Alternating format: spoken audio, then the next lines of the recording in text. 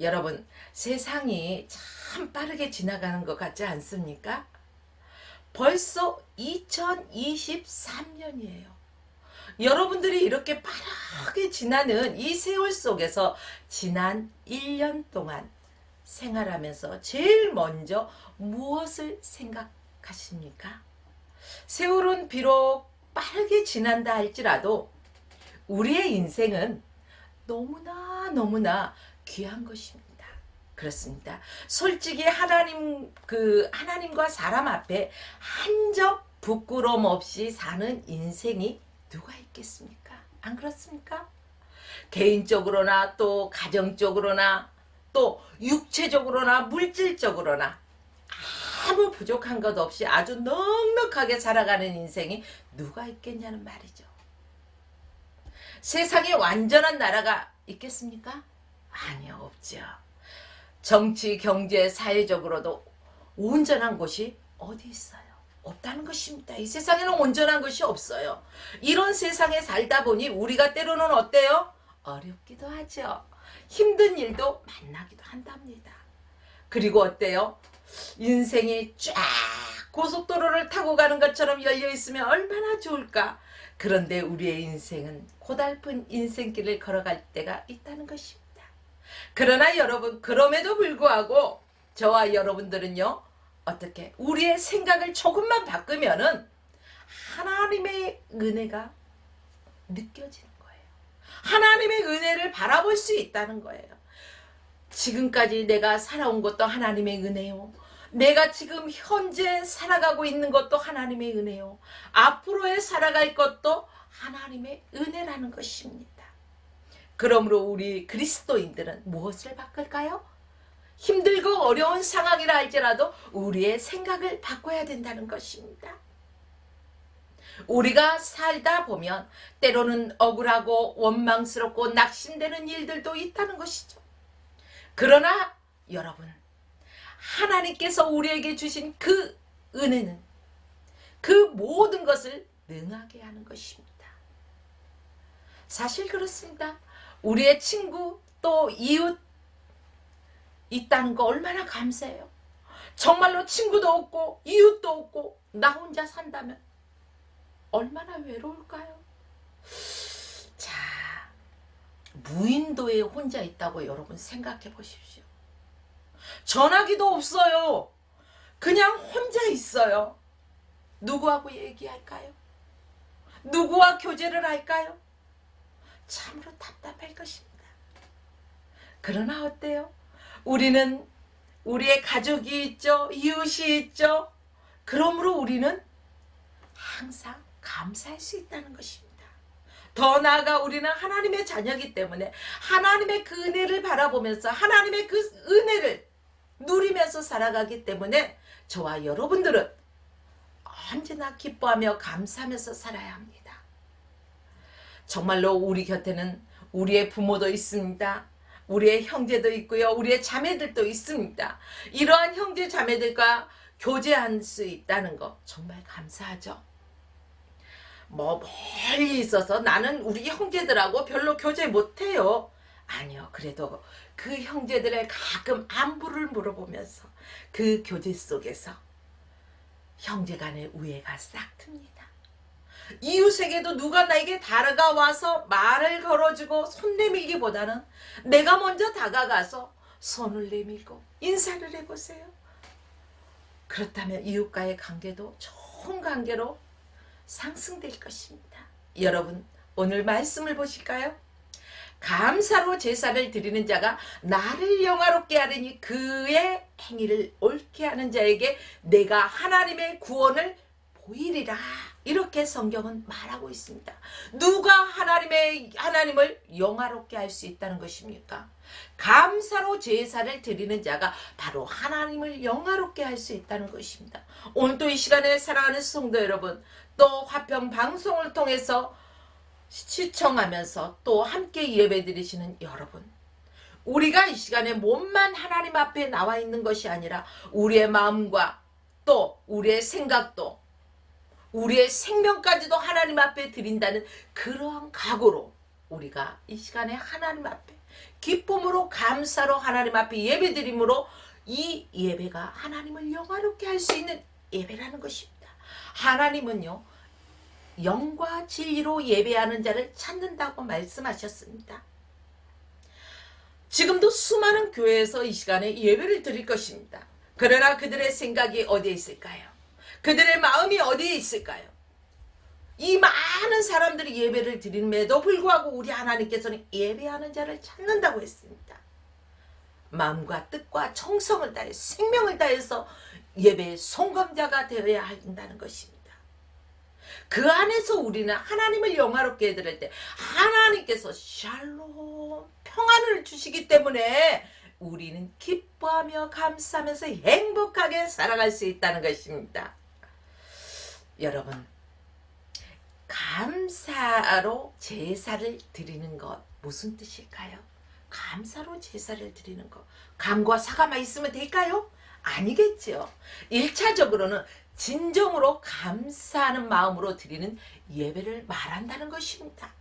그냥 의식적으로 하나의 형식적으로 무감각한 예배가 아니라는 것입니다. 하나님의 그 놀라우신 은혜를 기억해야 합니다. 그리고 그 하나님의 은혜에 감사해야 된다는 것입니다.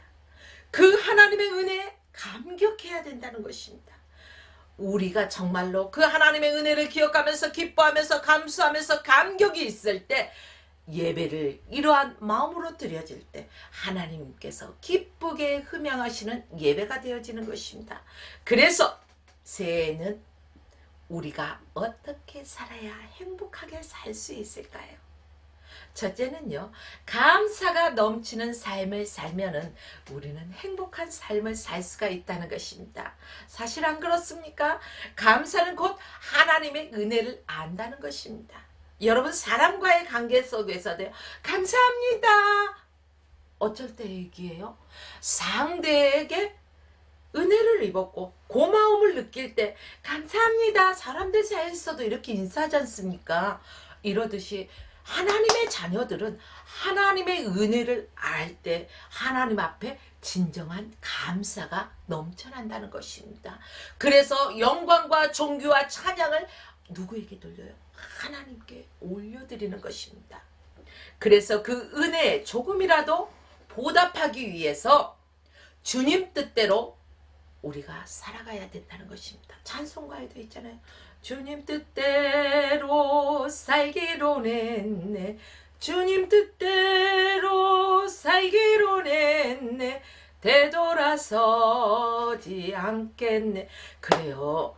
우리는 주님 뜻대로 살기를 원하는 것에서 그치는 것이 아니라 과거에 연연하고 되돌아보는 삶을 살지 않아야 된다는 것입니다. 십자가의 표대를 바라보고 다른 막질하고 믿음의 경주를 하는 사람들이 행복한 삶을 살 수 있다는 것입니다. 여러분, 사람이 행복해서 감사하는 사람이 몇 명이나 될까요? 행복해서 감사하는 것이 아니라 내가 자꾸 모든 상황을 넘어서 감사로 바꾸어 나갔더니 감사의 조건이 날마다 더해진다는 거예요. 그래서 감사하니까 행복해지더라는 거죠. 그렇습니다. 주님께 영광 올려드리고 우리의 삶이 빛과 같은 은혜가 넘치는 삶이 되시길 주의 이름으로 축복합니다. 그러므로 우리는 2023년에는 무엇보다도 먼저 감사하는 삶을 살아가시기를 바랍니다. 이렇게 귀한 자유와 평화와 또 질서와 은혜 가운데 새해를 맞이하게 하신 우리 하나님, 우리 일상 속에서 필요한 모든 것들을 채우시는 하나님, 더 나아가 영원한 영광의 나라까지 주신 우리 하나님. 영원한 영광의 나라? 예수 그리스도를 믿는 자는요, 하나님의 자녀되는 권세를 주셨습니다. 그러므로 우리는 그 영광의 나라를 우리에게 주신 줄 믿고 또 하나님 앞에 감사할 수 있는 것입니다. 우리 주변에 많은 이웃들을 주신 우리 하나님께 감사합시다. 우리가 이렇게 날마다 감사하면서 주님께 영광 올리고 다른 사람들에게도요 기쁨을 주는 정말 감사와 기쁨과 은혜가 넘치는 복된 새해가 되시길 주님의 이름으로 축복합니다. 둘째는 우리가 행복하게 살기 위해서 믿음으로 주님과 동행하는 삶을 살아야 한다는 것입니다. 여러분 그렇습니다. 새해를 맞이하며 우리가 두 번째로 가져야 할 마음의 자세가 바로 말씀 안에서 주님과 동행해야 된다는 것입니다. 말씀은 전혀 보지 않고 뒷전이면서 기도도 하지 아니하면서 내 뜻과 내 방법대로 살아간다고 하면서 세상 걸로 가득 채워가면은요 우리는 그 안에서 기쁨을 맛볼 수가 없어요. 세상 것은요 잠깐 기쁨이 그 순간 오는 것 같지만 금방 사라진다는 것입니다. 그러나 우리 주님이 주시는 기쁨은요 영원한 기쁨, 내 안에서부터 차고 흘러 넘쳐나는 그런 기쁨이라는 것입니다. 사랑하는 여러분들이요 주님 안에서 동행하면서 기뻐하며 감사하며 살아가십시오. 여호수아 1장 7절 말씀을 보겠습니다. 오직 강하고 극히 담대하여 나의 종 모세가 내게 명령한 그 율법을 다 지켜 행하고 우로나 좌로나 치우치지 말라. 그리하면 어디로 가든지 형통하리라.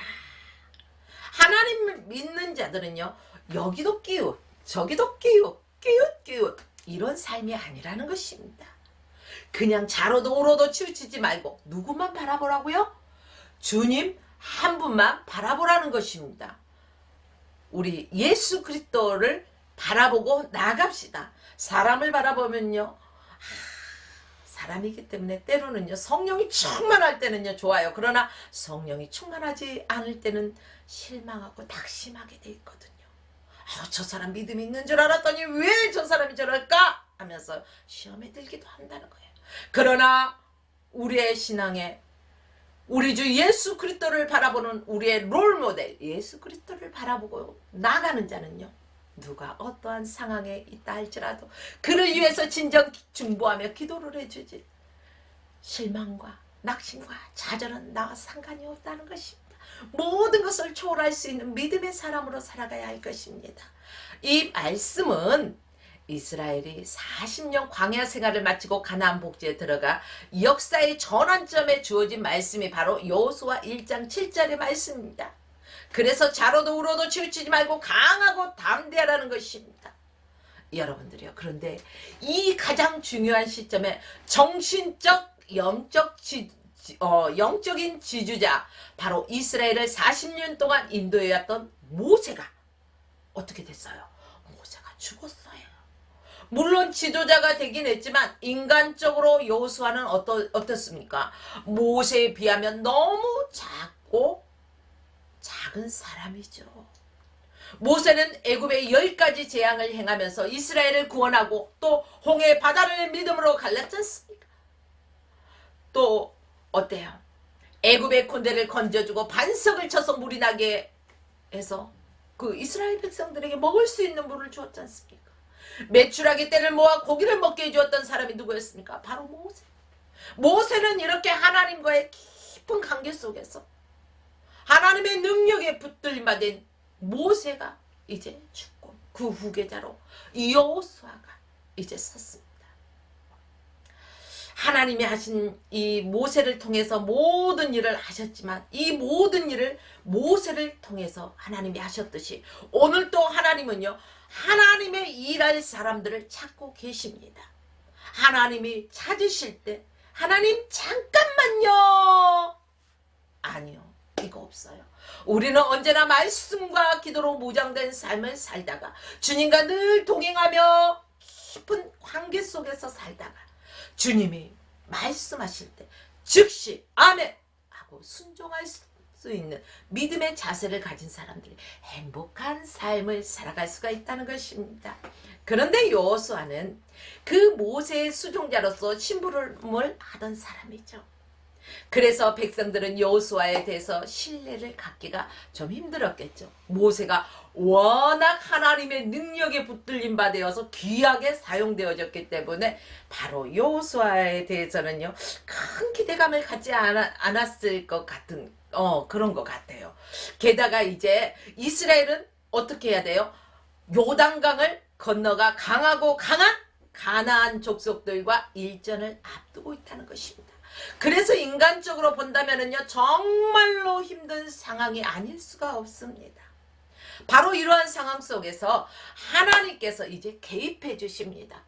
저와 여러분들도요 어떤 어려운 환경 속에 있다 할지라도 사람을 찾아가서 얘기를 하다 보면은요 그 순간에는 좀 가슴이 시원할지 몰라요. 그러나 되돌아서면 그 무게감이 더해요. 그러나 하나님이 내 인생에 찾아오셔서 하나님께서 그 문제 속에 찾아오셔서 개입해 주시면 어때요? 샥 열린다는 것입니다. 그렇듯이요 이 상황 속에서도요 하나님께서 개입하셔서 백성들의 마음을 안심시켜 주십니다. 여호수아에게 힘을 주십니다. 그래서 그들이 약속의 땅 가나안을 향해서 이제 두려움 없이 가서 그 땅을 차지하여 약속된 축복을 누리게 하기 위해서였던 것입니다. 그래서 하나님께서 말씀하십니다. 걱정하지 말아라. 두려워하지 마.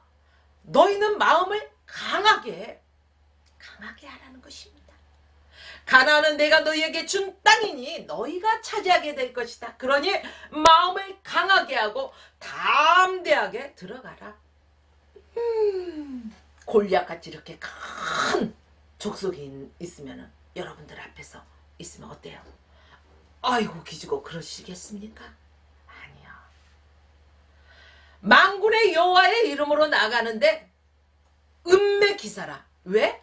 만군의 여호와가 내 편이시고 앞장서시니까 나는 믿음으로만 나아가면 된다는 것입니다. 이렇듯이 이스라엘 백성들은 하나님을 믿고 의지하는 백성. 그래서 하나님께서는 이스라엘 백성들이 그 큰 이게 보고요 족속을 보고 두려워할까봐 너희는 강하라, 담대하라. 계속해서 강하고 담대하라고 말씀해 주시는 것입니다. 사랑하는 여러분들이요. 오늘 이 시대를 살아가고 있는 저와 여러분들도 마음을 강하게 하고 담대함으로 살아가야 할 것입니다. 다시 본문 말씀으로 돌아갈까요? 너희들은 그저 나를 믿고 나만 따라와. 누구요?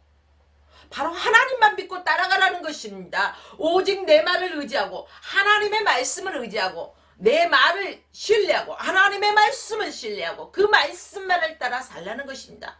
사랑하는 여러분들이요. 우리가 분명하게 알아야 되는 것은 하나님의 말씀을 신뢰하고 하나님의 말씀만 붙들고 나아가는 그런 삶을 살아야 할 것입니다. 여러분 우리가 여기서 기억해야 할 것이 있습니다. 그게 뭘까요? 우리의 가는 길에 비록 어려움도 있고 힘든 일이 있다 할지라도 우리는 반드시 승리할 수 있다는 것을 알아야 할 것입니다. 어떠한 극한 전쟁이라 할지라도요 반드시 이 전쟁에서 이긴다는 것을 확신하는 사람들은요 강하고 담대하게 그 전투에 임할 수 있지만은 그 군대의 그 외형적인 것을 보면은요 기가 눌리면은 전쟁에 질 수밖에 없어요. 여러분 우리 대장 예수 앞서가시니 우리는 예수 그리스도를 바라보고 나가니 승리는 보장되어 있는 삶입니다. 그러므로 저와 여러분들은요 성령의 충만함만 입으면 돼요. 그리고 늘 기쁨과 감사함으로써 행복한 삶을 살아야 됩니다. 오 해피데이. 날마다 행복한 삶을 살아가십시오. 자, 때로는 우리가 이 세상의 어두운 세력들에 의해서요 그 어두운 세력들이 공격할 때가 있습니다. 덤벼들어요. 그리고 또 장난칠 때가 있습니다. 어떠한 장애물이 떡하니 버티고 있을 때가 있다는 것입니다. 그래도 우리는 얼마든지 승리할 수 있다는 것을 믿으십시오. 왜요? 우리는 하나님의 약속의 자녀이기 때문입니다.